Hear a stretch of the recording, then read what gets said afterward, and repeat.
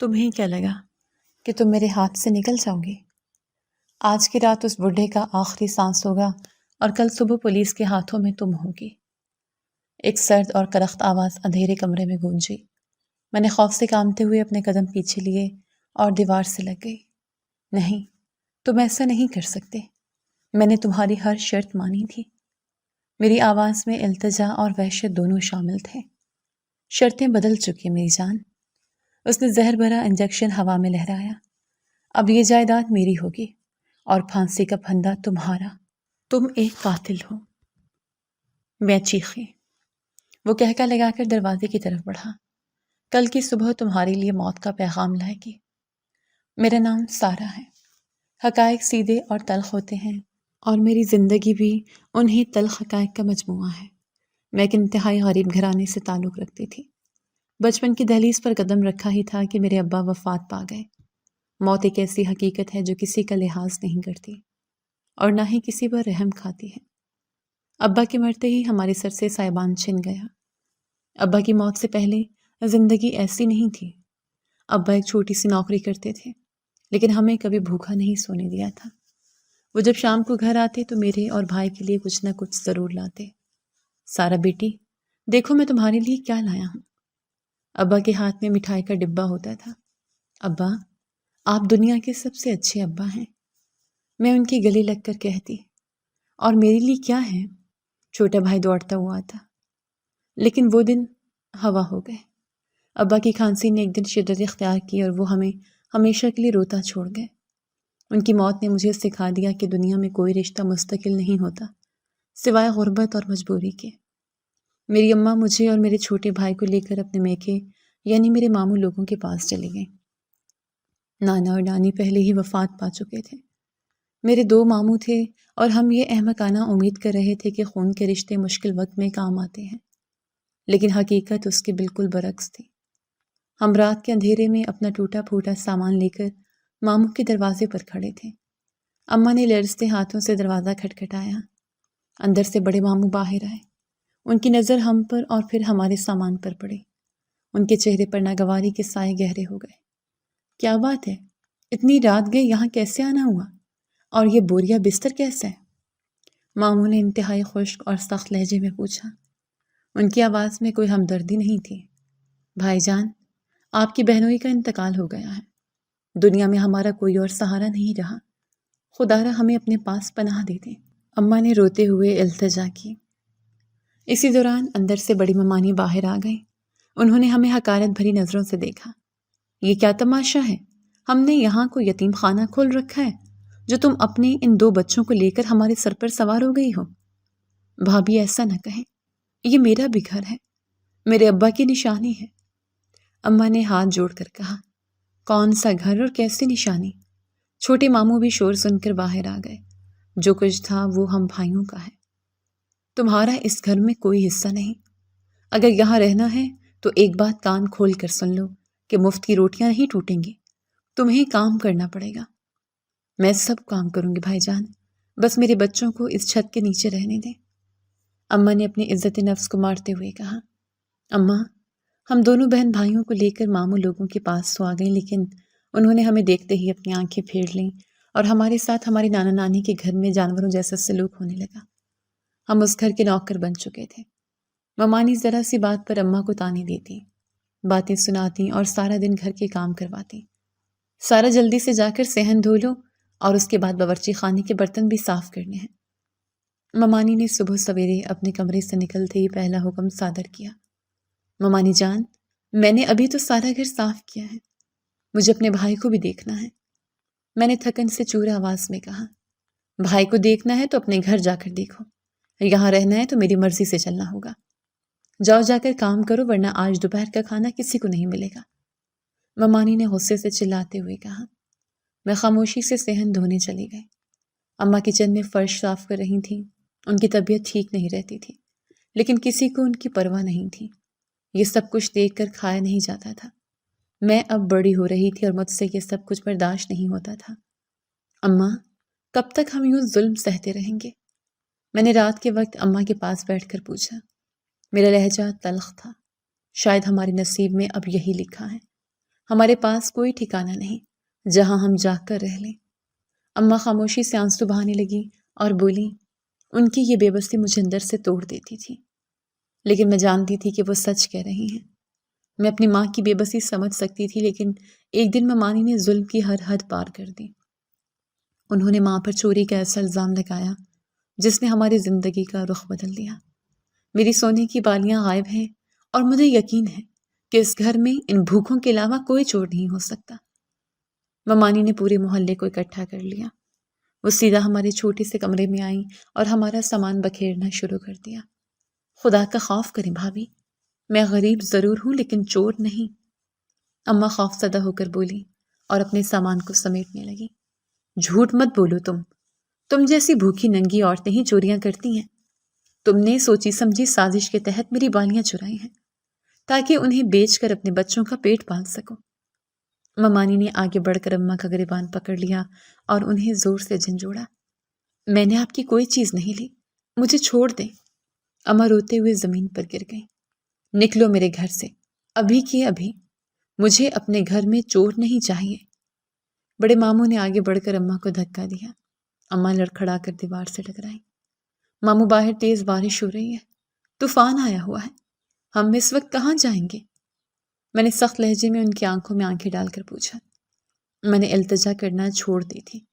جہنم میں جاؤ، مجھے اس سے کوئی غرض نہیں۔ انہوں نے میرا بازو پکڑا اور دروازے سے باہر گلی میں دھکیل دیا۔ چھوٹے ماموں نے ہمارا بقیہ سامان بھی باہر پھینک دیا اور دروازہ زور سے بند کر دیا۔ اس دن میری ماں بے ہوش ہو کر گلی میں گری تھی، لیکن میرے ماموں اور ممانے کو تب بھی رحم نہ آیا اور ہمیں اندر نہ لے کر گئے۔ شدید قسم کی بارش تھی اور ہم بے آسرا سڑک پر تھے۔ میں نے اماں کو ہوش میں لانے کی کوشش کی اور ایک دکان کے شیڈ کے نیچے پناہ لی۔ اگلی صبح جب میں اپنی ماں اور بھائی کو لے کر اس شہر حیدرآباد میں آ کر رہائش پذیر ہوئی تھی تو میرے پاس کھونے کے لیے کچھ نہیں بچا تھا۔ حیدرآباد آ کر میں نے ایک خستہ حال علاقے میں رینٹ پر گھر لے لیا۔ گھر کیا تھا، بس ایک کمرہ تھا جس کی دیواروں سے سیم زدہ پیٹ اکھڑ رہا تھا، لیکن اب یہاں رہنے کے لیے باہر نکل کر کمانا ضروری تھا، نہیں تو ایسے اماں اور بھائی کے اخراجات کیسے پورے کرتی؟ مکان مالک نے پہلے دن ہی اپنا رویہ واضح کر دیا تھا۔ کرایہ ہر مہینے کی پہلی تاریخ کو مل جانا چاہیے، ورنہ سامان باہر پھینک دوں گا۔ میرے پاس کرایہ داروں کی کمی نہیں۔ اس نے چابی دیتے ہوئے انتہائی کرخت آواز میں وارننگ دی۔ آپ کو کرایہ وقت پر مل جائے گا۔ میں نے اسپاٹ لہجے میں جواب دیا۔ میں ایک گھر میں صفائی ستھرائی کا کام شروع کر چکی تھی۔ حالانکہ میں میٹرک پاس تھی لیکن اس سے آگے پڑھ نہیں سکی تھی۔ مالکن، جنہیں سب بیگم صاحبہ کہتے تھے، انتہائی سخت مزاج عورت تھی۔ دیکھو سارا، مجھے کام میں کوئی کوتاہی برداشت نہیں۔ اگر فرش پر ایک داغ میں نظر آیا تو میں تمہاری تنخواہ کاٹ لوں گی۔ بیگم صاحبہ نے پہلے دن ہی مجھے وارننگ دے دی۔ جی بیگم صاحبہ، آپ کو شکایت کا موقع نہیں ملے گا۔ میں نے فرش صاف کرتے ہوئے جواب دیا۔ 2 مہینے کا رینٹ جمع ہو چکا تھا۔ اگر اب گھر کا رینٹ نہ دیتی تو مالک مکان ہمیں گھر سے نکال دیتا۔ ایک دن مالک مکان غصے میں ہمارے دروازے پر آ گیا۔ مالک مکان کا نام سیٹھ جبار تھا۔ وہ علاقے کا بدمعاش اور سود خور تھا۔ اس کی نظریں ہمیشہ مجھے خوفزدہ کرتی تھیں۔ سارا بی بی، 2 مہینے ہو گئے ہیں، کرایہ کب دو گی؟ اس نے دروازہ زور سے کھٹکھٹاتے ہوئے پوچھا۔ مجھے کچھ دن کی مہلت دے دیں، میں انتظام کر رہی ہوں۔ میں نے دروازے کی اوٹ سے جواب دیا۔ دیکھو سارا بی بی، اگر کرایہ نہیں دے سکتی تو کوئی اور کام کر لو، شہر میں کاموں کی کمی تھوڑی ہے۔ اس نے ایک دن انتہائی غلیظ مسکراہٹ کے ساتھ کہا تھا۔ میں محنت مزدوری کرتی ہوں سیٹھ صاحب، آپ کو آپ کا کرایہ مل جائے گا، فضول باتیں کرنے کی ضرورت نہیں۔ میں نے سخت لہجے میں اسے ٹوکا تھا۔ محنت مزدوری سے پیٹ نہیں بھرتے۔ آج رات تک پیسے نہ ملے تو میں تمہیں محنت کا صحیح مطلب سکھاؤں گا۔ کوئی مہلت نہیں ملے گی۔ اگر آج رات تک کرایہ نہ ملا تو اپنا سامان اٹھانا اور سڑک پر جا کر بیٹھ جانا۔ میں نے یہ مکان خیرات میں نہیں دیا۔ وہ سخت وارننگ دے کر چلا گیا۔ یہ دھمکی میرے لیے موت کے سائے سے کم نہیں تھی۔ دوسری طرف اماں کی طبیعت حد سے زیادہ خراب ہوتی جا رہی تھی۔ اماں ہر وقت روتی رہتی، کبھی اپنے بھائیوں کی سفاکیت کے بارے میں سوچ کر اور کبھی ابا کی جوانی کی موت کے بارے میں سوچ کر۔ ماں کو ہر وقت ہی روتے دیکھا۔ شاید یہی روگ انہوں نے اپنے آپ کو لگا لیا تھا، اسی وجہ سے وہ بیمار رہتی تھی۔ ان کی کھانسی رات بھر پورے کمرے میں گونجتی تھی اور میرے پاس ان کی دوائیوں کے لیے ایک بھی پیسہ نہ تھا۔ میں اماں کو لے کر ایک سرکاری ہسپتال گئی۔ وہاں ڈاکٹر نے ایک لمبی پرچی لکھ کر میرے ہاتھ میں تھما دی۔ ڈاکٹر صاحب، یہ دوائیاں ہسپتال سے نہیں ملیں گی۔ میں نے پوچھا، نہیں، یہ دوائیاں باہر میڈیکل سٹور سے لینی پڑیں گی، یہاں دستیاب نہیں ہیں۔ ڈاکٹر نے اسپاٹ لہجے میں جواب دیا۔ میں پرچی لے کر سٹور پر گئی۔ ان دوائیوں کا کتنا بل بنا ہے؟ میں نے کاؤنٹر پر کھڑے آدمی سے پوچھا۔ 1500 روپے۔ اس نے پرچی دیکھ کر کہا، میرے پاس صرف 500 روپے ہیں، آپ مجھے اتنے کی دوائیاں دے دیں، باقی میں بعد میں دے دوں گی۔ میں نے التجا کی، یہاں ادھار نہیں چلتا، پیسے پورے لاؤ اور دوائی لے جاؤ۔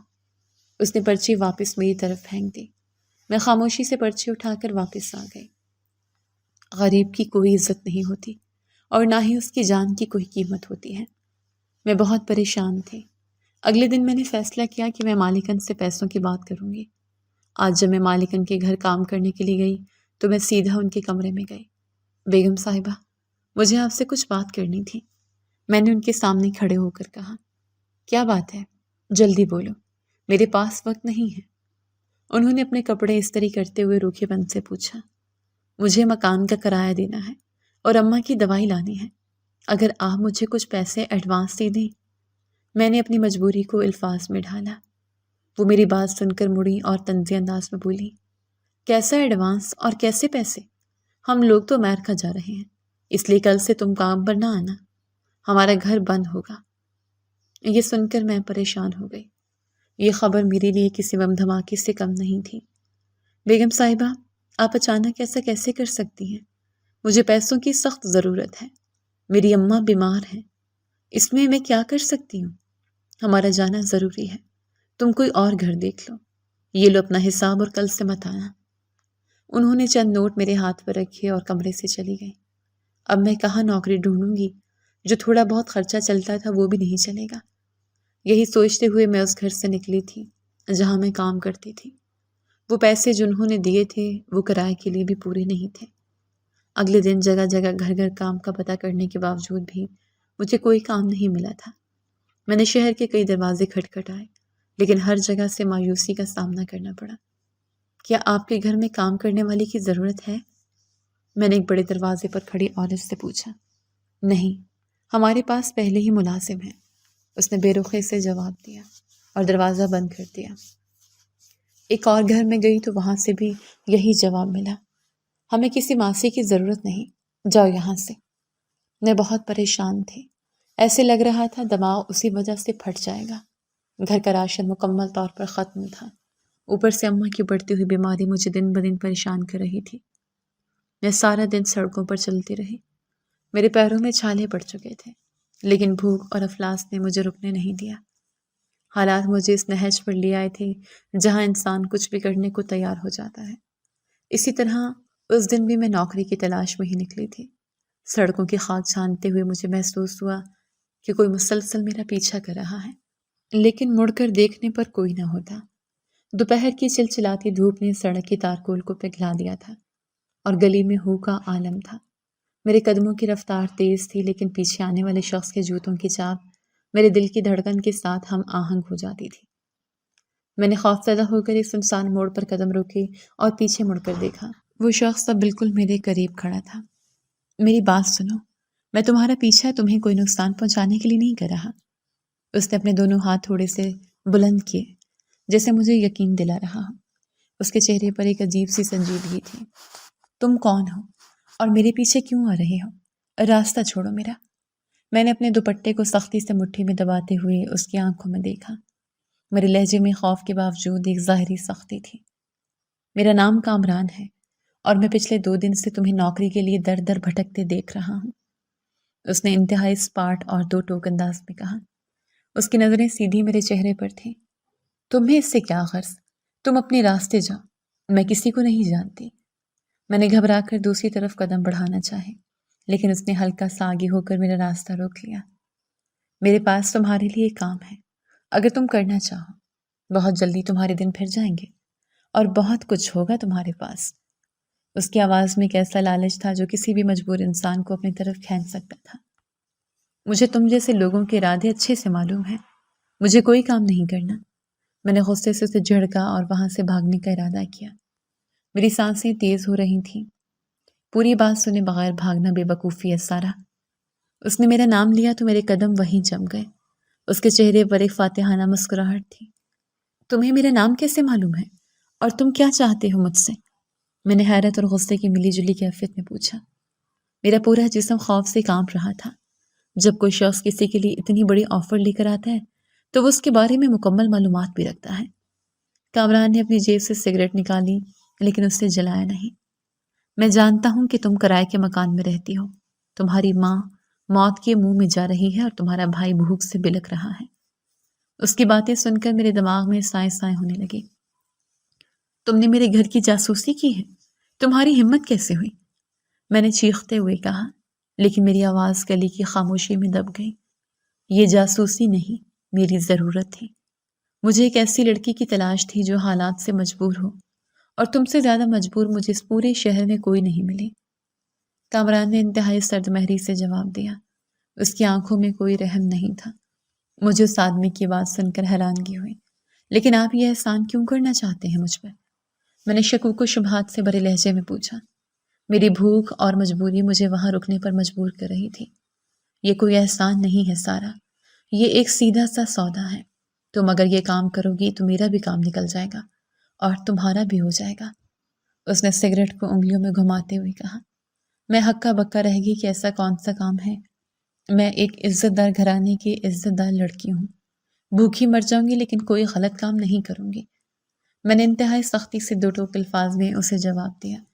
میری آنکھوں میں آنسو تیرنے لگے تھے۔ کوئی غلط کام نہیں ہے، میں ایک جائز کام کرنے کی آفر دے رہا ہوں۔ تمہیں اگر اسے قبول کرتی ہو تو بہت سا پیسہ ملے گا۔ کامران نے ایک قدم مزید میرے قریب آ کر رازدارانہ انداز میں کہا۔ کتنا ملے گا؟ میں نے حیرانگی سے اس کی طرف دیکھتے ہوئے پوچھا۔ بھوک اور مجبوری انسان سے اس کی انا چھین لیتی ہے، اور اس وقت میں صرف پیسوں کے بارے میں سوچ سکتی تھی۔ پورے 10 لاکھ۔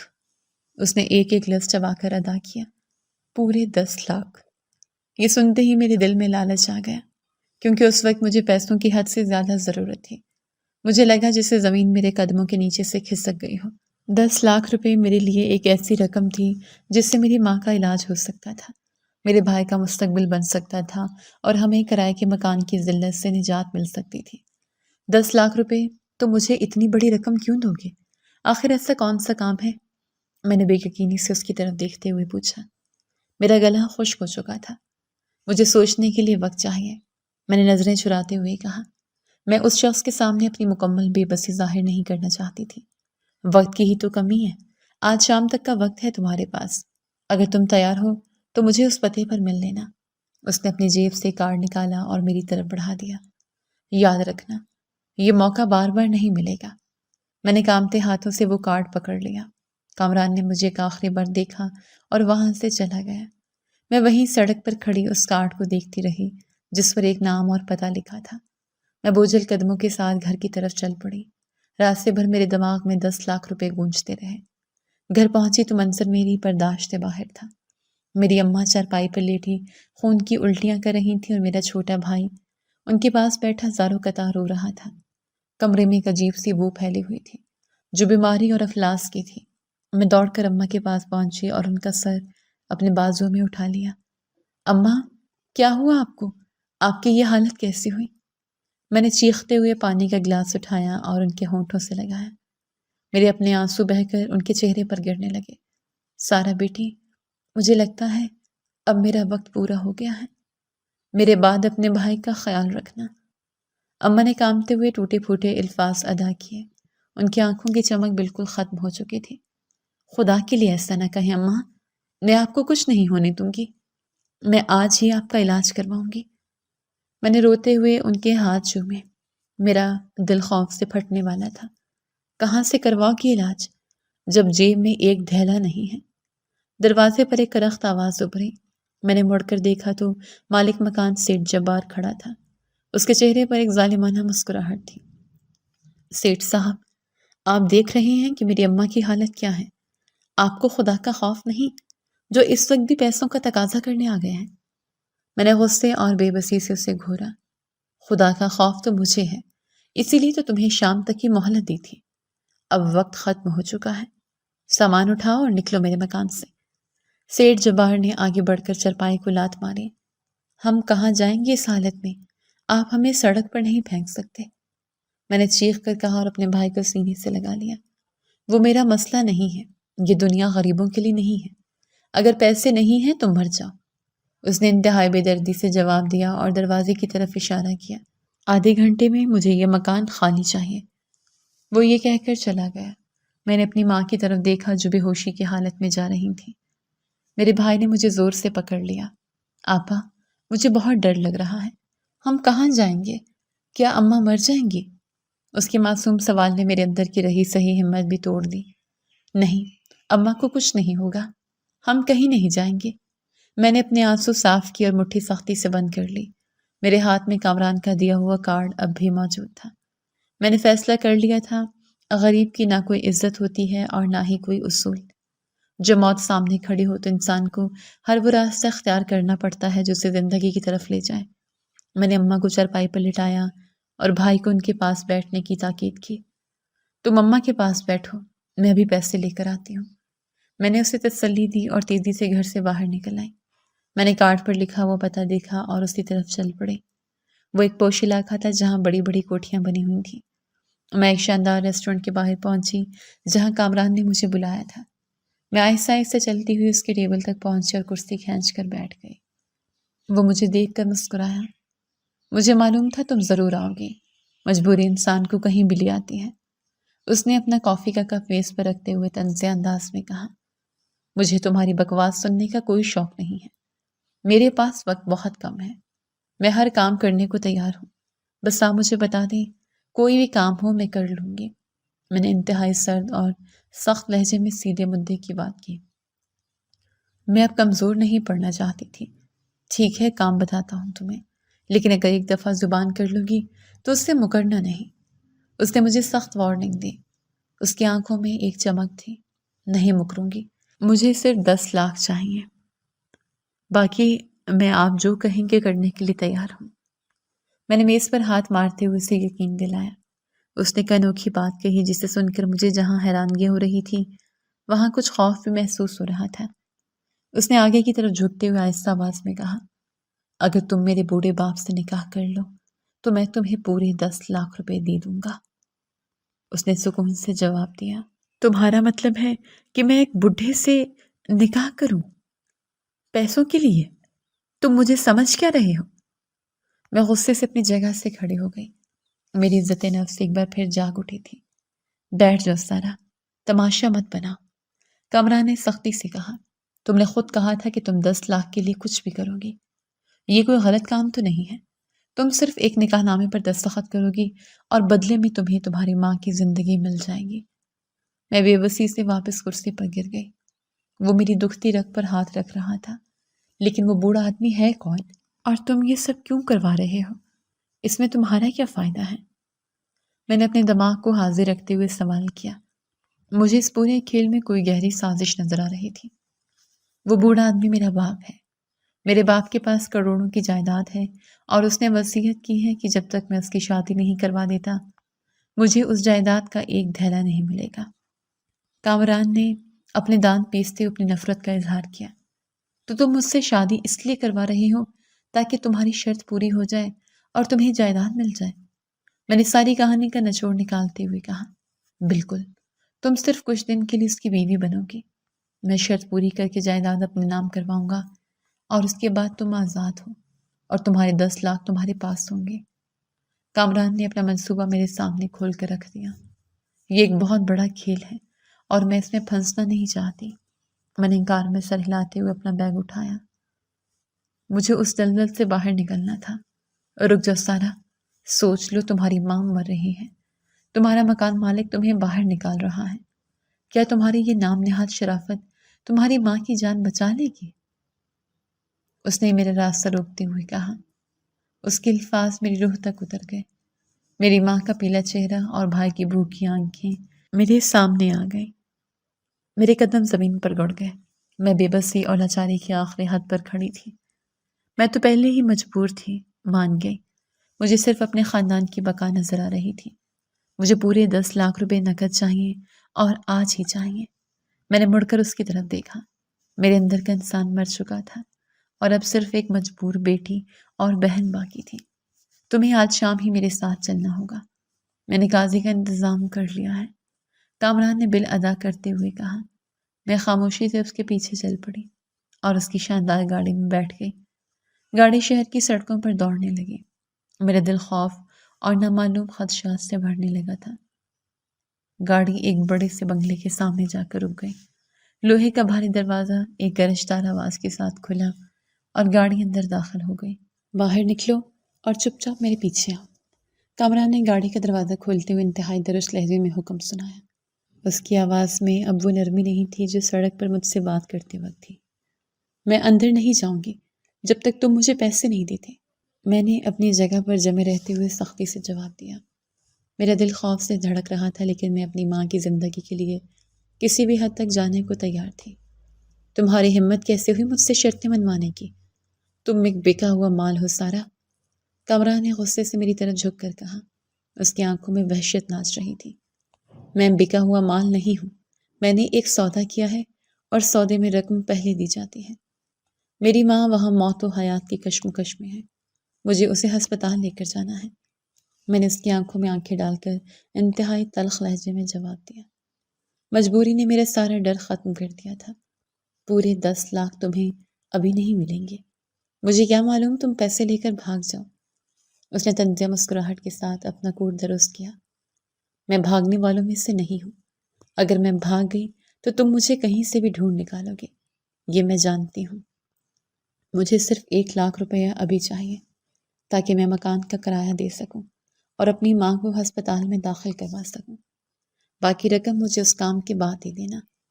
میں نے ایک ٹھوس اور عملی تجویز اس کے سامنے رکھی۔ میں جانتی تھی کہ وہ پوری رقم نہیں دے گا، لیکن مجھے ہر حال میں اپنی ماں کو بچانا تھا۔ کامران نے کچھ لمحے مجھے گھورا، اس کی نظریں میرے چہرے کا طواف کر رہی تھیں۔ تم اتنی بے وقوف نہیں ہو جتنا میں سمجھ رہا تھا۔ ٹھیک ہے، میں تمہیں 1 لاکھ روپے دیتا ہوں، لیکن میرا ڈرائیور تمہارے ساتھ جائے گا اور تمہاری ماں کو ہسپتال پہنچا کر تمہیں واپس اسی گھر میں لے کر آئے گا۔ اگر تم نے کوئی چالاکی دکھانے کی کوشش کی تو تمہارا بھائی میرے آدمیوں کے نشانے پر ہوگا۔ مجھے تمہاری شرط منظور ہے، پیسے دو مجھے۔ میں نے بےتابی سے ہاتھ آگے بڑھایا۔ کامران نے اپنی جیب سے پیسوں کی ایک گڈی نکالی اور میرے ہاتھ پر مارتے ہوئے کہا، یہ لو اور یاد رکھنا تمہارے پاس صرف 2 گھنٹے ہیں، 2 گھنٹے کے اندر مجھے تم یہاں واپس چاہیے۔ میں نے پیسے مٹھی میں دبائے اور گاڑی سے باہر نکل آئی۔ کامران کا ڈرائیور ایک دوسری چھوٹی گاڑی نکال لایا۔ میں تیزی سے اس گاڑی میں بیٹھی اور ڈرائیور کو اپنے محلے کا راستہ بتایا۔ گاڑی میرے محلے کی کچی سڑک پر رکی۔ میں تیزی سے باہر نکلی اور اپنے گھر کی طرف بھاگی۔ دروازے پر سیٹھ جبار کھڑا تھا اور اس کے 2 آدمی ہمارا بقیہ ماندہ سامان باہر گلی میں پھینک رہے تھے۔ میرا چھوٹا بھائی ایک کونے میں کھڑا سہم کر رو رہا تھا اور میری ماں کی چرپائی کو وہ لوگ اٹھانے ہی والے تھے۔ خبردار جو میری ماں کو ہاتھ لگایا، میں نے گلی میں داخل ہوتے ہی پوری طاقت سے چیختے ہوئے کہا۔ میری آواز سن کر سیٹھ جبار اور اس کے آدمیوں نے چونک کر میری طرف دیکھا۔ آ گئی تم نواب زادی، پیسے لائے ہو یا میں اس بڑھیا کو بھی سڑک پر پھینکوں؟ سیٹھ جبار نے انتہائی غلیظ لہجے میں طنز کیا۔ اس کے چہرے پر تکبر واضح تھا۔ میں نے دوپٹے کے پلو سے پیسوں کی گڈی کھولی اور اس میں سے چند نوٹ نکال کر سیٹھ جبار کے منہ پر دے مارے۔ یہ لو اپنا کرایہ اور اپنا گندا منہ بند رکھو، تم جیسے گدھ صرف گوشت نوچنا جانتے ہیں۔ سیٹھ جبار نے حیرانی سے ہوا میں اڑتے ہوئے نوٹوں کو دیکھا اور پھر جلدی سے انہیں زمین سے اٹھانے لگا۔ اس کی آنکھیں پیسوں کی چمک دیکھ کر پھٹی کی پھٹی رہ گئی۔ یہ اتنے پیسے تمہارے پاس کہاں سے آئے سارا؟ کوئی نیا شکار پھنسا لیا ہے کیا راتوں رات؟ اس نے انتہائی گھٹیا مسکراہٹ کے ساتھ میری کردار کشی کرنے کی کوشش کی۔ اپنی زبان لگام میں رکھو سیٹھ جبار، ورنہ میں تمہاری زبان کھینچ لوں گی۔ مجھے ایک بڑے گھر میں نوکری مل گئی ہے اور انہوں نے مجھے ایڈوانس دیا ہے۔ اب یہاں سے دفع ہو جاؤ اور آئندہ میری دہلیز پر قدم مت رکھنا۔ میں نے انگلی کے اشارے سے اسے باہر نکلنے کا راستہ دکھایا۔ میرا لہجہ اتنا سخت تھا کہ وہ ایک لمحے کے لیے سہم گیا۔ کرایہ تو مل گیا ہے، لیکن مکان تمہیں پھر بھی خالی کرنا پڑے گا۔ وہ جاتے جاتے بڑبڑایا، مکان میں خود خالی کر دوں گی، مجھے تمہارے اس منحوس گھر میں رہنے کا کوئی شوق نہیں ہے۔ میں نے دروازہ زور سے اس کے منہ پر بند کر دیا۔ میں بھاگ کر اپنی ماں کے پاس گئی۔ ان کی سانسیں بہت تیز چل رہی تھیں اور آنکھیں بند تھیں۔ اماں آنکھیں کھولیں، میں پیسے لے آئی ہوں، اب ہم ہسپتال جائیں گے۔ میں نے روتے ہوئے ان کا ماتھا چوما۔ میرا بھائی میرے گلے لگ گیا۔ آپا، آپ کہاں چلی گئی تھی؟ یہ گندے لوگ اماں کو باہر نکال رہے تھے۔ وہ سسکیاں لیتے ہوئے بولا، میں کام سے گئی تھی میرے بچے، اب رونے کی ضرورت نہیں ہے۔ میں نے بہت اچھی نوکری ڈھونڈ لی ہے، اب ہمارے برے دن ختم ہو گئے۔ میں نے اسے جھوٹی تسلی دی اور اپنے آنسو اندر اتارے۔ میں نے ڈرائیور کی مدد سے اماں کو گاڑی میں ڈالا اور ہم شہر کے ایک بڑے سرکاری ہسپتال کی طرف روانہ ہو گئے۔ وہاں ایمرجنسی میں اماں کو فوراً داخل کر لیا گیا۔ میں نے کاؤنٹر پر جا کر پیسوں کی پرچی بنوائی اور ساری دوائیاں لا کر ڈاکٹر کو دی۔ ڈاکٹر صاحب، میری اماں ٹھیک تو ہو جائیں گی نا؟ میں نے ڈاکٹر کے سامنے ہاتھ جوڑتے ہوئے التجا کی۔ ہم نے انہیں آکسیجن لگا دی ہے اور دوائیاں شروع کر دی ہیں۔ ان کے پھیپھڑوں میں شدید انفیکشن ہے۔ اگر تم انہیں وقت پر نہ لاتی تو کچھ بھی ہو سکتا تھا۔ انہیں کم از کم 1 ہفتہ ہسپتال میں رہنا پڑے گا۔ ڈاکٹر نے سنجیدگی سے رپورٹ دیکھتے ہوئے جواب دیا، آپ انہیں جتنے دن مرضی رکھیں، پیسوں کی کوئی فکر نہیں کریں، بس میری اماں کو بچا لیں۔ میں نے ایک لمبی سانس لیتے ہوئے کہا، میرے دل سے ایک بہت بڑا بوجھ اتر گیا تھا۔ میری ماں کم از کم محفوظ ہاتھوں میں تھی۔ میں نے اپنے بھائی کو پاس بٹھایا۔ سنو، میں ایک بہت بڑے گھر میں کام کرنے جا رہی ہوں، وہیں مجھے رہنا بھی پڑے گا۔ میں رات کو گھر نہیں آ سکوں گی۔ تم نے اماں کے پاس رہنا ہے اور ان کا خیال رکھنا ہے۔ یہ کچھ پیسے اپنے پاس رکھو، اگر کسی چیز کی ضرورت ہو تو ہسپتال کی کینٹین سے لے لینا۔ میں نے اسے کچھ 1000 روپے دیتے ہوئے سختی سے ہدایت کی، آپا، آپ مجھے اکیلا چھوڑ کر مت جائیں، مجھے ڈر لگتا ہے۔ اس نے میری قمیض کا کونا پکڑ کر منت کی، تم اب بڑے ہو گئے ہو، تمہیں بہادر بننا پڑے گا۔ میں کل صبح تم سے ملنے آؤں گی، پکا وعدہ۔ میں نے اس کی گال پر پیار دیا اور تیزی سے مڑ گئی۔ اگر میں وہاں مزید رکتی تو شاید میری ہمت جواب دے جاتی۔ میں واپس باہر آئی جہاں کامران کا ڈرائیور میرا انتظار کر رہا تھا۔ گاڑی میں بیٹھتے ہی میرا دل ایک عجیب سے خوف میں مبتلا ہو گیا۔ میں نے اپنی ماں اور بھائی کو بچا لیا تھا، لیکن اب میں خود ایک اندھی کھائی میں گرنے جا رہی تھی۔ گاڑی دوبارہ اسی بنگلے کے سامنے آ کر رکی۔ ڈرائیور نے مجھے اندر جانے کا اشارہ کیا۔ میں بھاری قدموں کے ساتھ اندر داخل ہوئی۔ کامران لاؤنج میں صوفے پر بیٹھا سگریٹ پی رہا تھا۔ اس نے مجھے دیکھتے ہی گھڑی کی طرف اشارہ کیا، تم نے پورے 2 گھنٹے لگائے ہیں۔ مجھے وہ لوگ بالکل پسند نہیں ہیں جو وقت کی پابندی نہیں کرتے۔ اس نے دھواں فضا میں چھوڑتے ہوئے انتہائی مغرور لہجے میں کہا، میں نے اپنا وعدہ پورا کر دیا ہے، اب جو تم کہو گی میں کرنے کو تیار ہوں۔ میں نے سر جھکا کر اسپاٹ لہجے میں جواب دیا۔ میرے اندر کے سارے جذبات مر چکے تھے۔ شاباش، یہ ہوئی نا بات، اب تم ایک کام کی لڑکی لگ رہی ہو۔ کامران نے کہکا لگایا اور ایک نوکرانی کو آواز دی، شازیہ ادھر آؤ۔ ایک دراز قد اور سخت چہرے والی عورت اندر داخل ہوئی۔ اس کی آنکھوں میں ایک عجیب سی چال بازی تھی۔ جی صاحب، اس نے ہاتھ باندھ کر کہا، اسے اوپر مہمان خانے میں لے جاؤ، اسے کچھ کھانے کو دو اور اس پر کڑی نظر رکھنا۔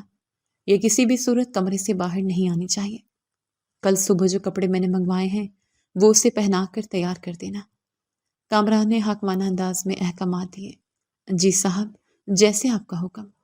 شازیہ نے میری طرف گھورتے ہوئے کہا، چلو لڑکی، میرے پیچھے آؤ۔ میں خاموشی سے اس کے پیچھے چل پڑی۔ ہم سیڑھیاں چڑھ کر اوپر والی منزل پر گئے۔ وہاں ایک بڑے سے کمرے کا دروازہ شازیہ نے کھولا اور مجھے اندر دھکیل دیا۔ سیدھی طرح اس کمرے میں رہنا، کوئی ہوشیاری نہیں چلے گی۔ میں باہر ہی بیٹھی ہوں، اگر بھاگنے کی کوشش کی تو میری جوتی اور تمہارا سر ہوگا۔ شازیہ نے انتہائی کرخت لہجے میں دھمکی دی اور دروازہ باہر سے لاک کر دیا۔ میں نے پورے کمرے کا جائزہ لیا۔ کمرہ بہت شاندار تھا، ہر طرح کی سہولت موجود تھی، لیکن میرے لیے یہ ایک خوبصورت جیل سے کم نہیں تھا۔ میں تھک کر ایک صوفے پر گر گئی۔ میرے ذہن میں ہزاروں سوالات گردش کر رہے تھے۔ رات کا وقت تھا۔ شازیہ ان کی کام والی ایک ٹرے میں کھانا لے کر آئی اور میز پر پٹخ دیا۔ کھانا کھا لو اور چپ چاپ سو جاؤ، کل تمہارا بڑا دن ہے۔ اس نے طنزیہ ہنستے ہوئے کہا، مجھے بھوک نہیں ہے، تم یہ لے جاؤ۔ میں نے بیزاری سے منہ دوسری طرف کر لیا۔ نخرے مت دکھاؤ لڑکی، مجھے صاحب نے کہا ہے کہ تمہیں کچھ نہیں ہونا چاہیے، کھا لو ورنہ مجھے زبردستی کھلانا آتا ہے۔ اس نے سختی سے میری طرف قدم بڑھایا۔ میں نے خوفزدہ ہو کر ٹرے اپنی طرف کھینچ لی۔ میں اس وقت کسی جھگڑے کے موڈ میں نہیں تھی۔ میں نے بمشکل چند نوالے اپنے حلق میں اتارے۔ کھانا زہر لگ رہا تھا۔ شازیہ برتن لے کر چلی گئی اور دروازہ دوبارہ لاک ہو گیا۔ رات کے اندھیرے میں کمرے کی خاموشی مجھے کاٹنے کو دوڑ رہی تھی۔ مجھے نیند نہیں آ رہی تھی۔ میں بستر سے اٹھی اور کھڑکی کے پاس جا کر کھڑی ہو گئی۔ باہر باغ میں اندھیرا تھا اور گارڈز پہرا دے رہے تھے۔ بھاگنے کا کوئی راستہ نہیں تھا۔ اچانک مجھے کمرے کے دروازے کے باہر سے کچھ سرگوشیوں کی آواز سنائی دی۔ میں دبے قدموں دروازے کے پاس گئی اور کان لگا کر سننے لگی۔ باہر کامران کسی سے فون پر بات کر رہا تھا۔ اس کی آواز دبی دبی تھی، لیکن اس خاموشی میں مجھے صاف سنائی دے رہی تھی۔ ہاں، میں نے لڑکی کا انتظام کر لیا ہے۔ کل صبح کام ہو جائے گا۔ کامران کی آواز میں ایک شیطانی خوشی تھی۔ دوسری طرف سے کچھ کہا گیا جس پر کامران نے جواب دیا، تم وکیل کو تیار رکھنا۔ جیسے ہی میں اشارہ کروں سارے کاغذات پر دستخط ہو جانے چاہیے۔ وہ بڈھا اب مزید میرے راستے کی دیوار نہیں بنے گا۔ کل کے بعد یہ ساری جائیداد میری ہوگی اور اسے اس بات کی ہوا بھی نہیں لگے گی۔ اس کی باتیں سن کر میرے پیروں تلے زمین نکل گئی۔ وہ کسے مارنے کی بات کر رہا تھا؟ کون سا بڈھا اور کون سی کاغذات؟ مجھے کچھ سمجھ نہیں آ رہا تھا، لیکن اتنا واضح تھا کہ میں کسی بہت گہری اور خطرناک سازش کا حصہ بن چکی تھی۔ ساری رات میں اسی کشمکش اور خوف میں جاگتی رہی۔ ہر گزرتا لمحہ میرے لیے ایک صدی کے برابر تھا۔ میں نے اپنی ساری زندگی غربت اور تکلیف میں گزاری تھی، لیکن یہ ذہنی اذیت اس سے کہیں زیادہ تھی۔ صبح کی اذان کی آواز گونجی تو میں نے سجدے میں گر کر دعا کی کہ آج کا دن میرے لیے کوئی نئی مصیبت نہ لے کر آئے۔ سورج کی کرنیں کمرے میں داخل ہوئیں تو دروازے کا تالا کھلنے کی آواز آئی۔ میں جلدی سے اٹھ کھڑی ہوئی۔ شازیہ اندر داخل ہوئی۔ اس کے ہاتھوں میں ایک بڑا سا پیکٹ تھا۔ اس کے چہرے پر وہی سخت اور بیزار کن تاثرات تھے۔ لو، یہ کپڑے پکڑو اور جلدی سے جا کر تیار ہو جا۔ صاحب کا حکم ہے کہ تمہیں بالکل سجا سمرا ہونا چاہیے۔ اس نے وہ پیکٹ میرے بستر پر پھینکا۔ یہ کیا ہے؟ میں کوئی دلہن نہیں بنوں گی۔ میں نے غصے اور بے بسی سے ان قیمتی کپڑوں کی طرف دیکھا۔ مجھے بحث کرنے کے پیسے نہیں ملتے۔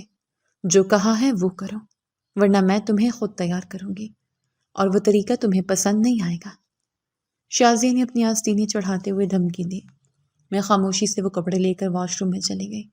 وہ ایک انتہائی قیمتی اور خوبصورت جوڑا تھا جو مجھ جیسی غریب لڑکی نے کبھی خواب میں بھی نہیں پہنا تھا۔ میں نے کپڑے تبدیل کیے اور شیشے میں اپنا عکس دیکھا۔ میرا چہرہ زرد تھا اور آنکھوں کے گرد سیاہ ہلکے پڑ چکے تھے۔ میں باہر آئے تو شازیہ نے مجھے زبردستی کرسی پر بٹھایا اور میرا میک اپ شروع کر دیا۔ تم جیسی غریب لڑکیوں کی تو لاٹری نکل آتی ہے، ایسے گھروں میں آ کر پھر بھی تمہارے نخرے ختم نہیں ہوتے۔ وہ میرے بال بناتے ہوئے مسلسل تانے دے رہی تھی۔ تمہیں کچھ نہیں معلوم کہ میرے اندر کیا گزر رہی ہے۔ میں نے آنکھیں بند کر لی۔ میں اس عورت کو اپنی مجبوری نہیں سمجھا سکتی تھی۔ کچھ دیر بعد دروازے پر دستک ہوئی۔ شازیہ نے جا کر دروازہ کھولا۔ باہر کامران کھڑا تھا۔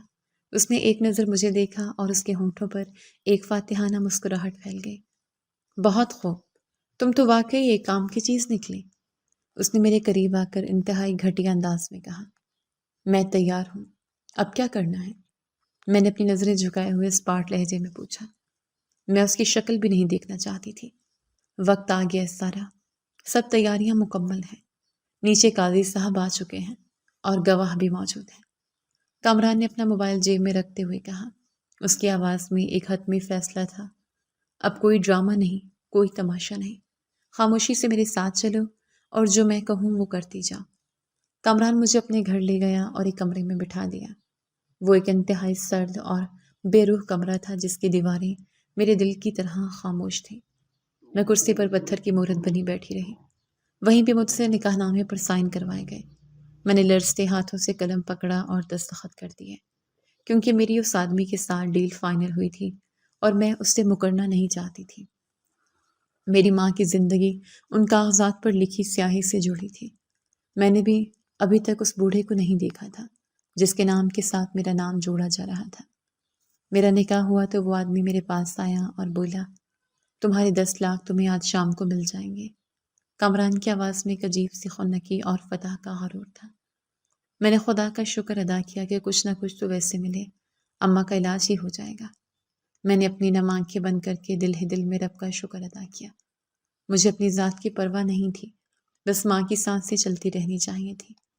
تھوڑی ہی دیر کے بعد جیسے ہی میں کمرے سے باہر نکلی تو اس لڑکے کے کچھ رشتہ دار جو وہاں بیٹھے تھے آپس میں باتیں کرنے لگے اور کانوں کو ہاتھ لگا کر توبہ توبہ کرنے لگے۔ ان کی نظریں مجھ پر نشتر کی طرح چبھ رہی تھیں۔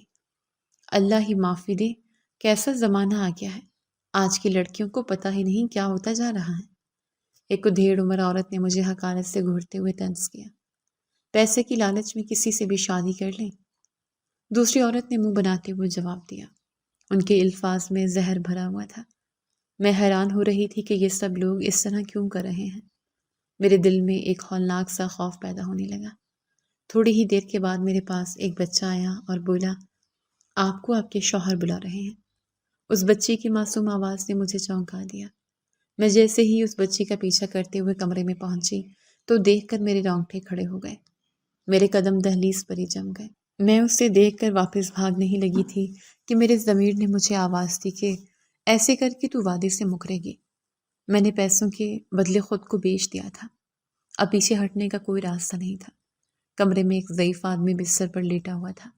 مجھے دیکھتے ہی بولا، آؤ ادھر، تمہیں مجھ سے ڈرنے کی ضرورت نہیں۔ اس بوڑھے شخص کی آواز میں نکاہت تھی لیکن لہجہ انتہائی شفیق تھا۔ میں نے ڈرتے ڈرتے قدم آگے بڑھائے اور چارپائی کے قریب جا کر کھڑی ہو گئی۔ تمہیں میرے بیٹے نے جس کام کے لیے یہاں لایا ہے اس مقصد میں کبھی کامیاب نہیں ہونے دوں گا۔ اس نے گہری سانس لیتے ہوئے انتہائی سنجیدگی سے کہا۔ میں حیرانگی سے اس شخص کی طرف دیکھنے لگی اور بولی، کون سے کام کی وجہ سے آپ کا بیٹا لایا مجھے؟ میری آواز خوف سے کانپ رہی تھی۔ میں رات کو سنی ہوئی فون کال کے بارے میں سوچ رہی تھی جو کامران نے کی تھی۔ تو بولا، میری جائیداد اپنے نام کروانے کے لیے اس کے پاس یہی ایک حل تھا۔ اس کی آنکھوں میں اپنے ہی خون کے لیے شدید مایوسی تھی۔ وہ بوڑھا آدمی جس سے میرا نکاح ہوا تھا وہ معذور بھی تھا۔ اس کا نچلا دھڑ حرکت نہیں کر سکتا تھا۔ دیکھو، میری مدد کرو گی؟ اس نے التجا بھری نظروں سے میری طرف دیکھا۔ نہ جانے کیوں مجھے اس پہ بہت رحم آیا۔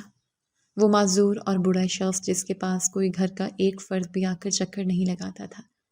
میں اس کے نکاح میں تھی۔ بے شک وہ میرے باپ کی عمر کا تھا لیکن میں اس کی بیوی بن چکی تھی۔ میں نے اس کی مدد کرنے کا فیصلہ کر لیا۔ میں آپ کی ہر ممکن مدد کروں گی۔ آپ مجھے بتائیں کہ کامران کا اصل منصوبہ کیا ہے؟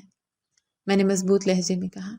میرے اندر کا خوف اب غصے میں بدل رہا تھا کیونکہ اس نے جو وصیت لکھوائی تھی اس میں یہی لکھا تھا کہ وہ اپنی جائیداد اپنے بیٹے کو آدھی دیں گے، لیکن وہ بھی صرف ایک شرط پہ، جب اس کا بیٹا اس کی شادی کروا دے گا۔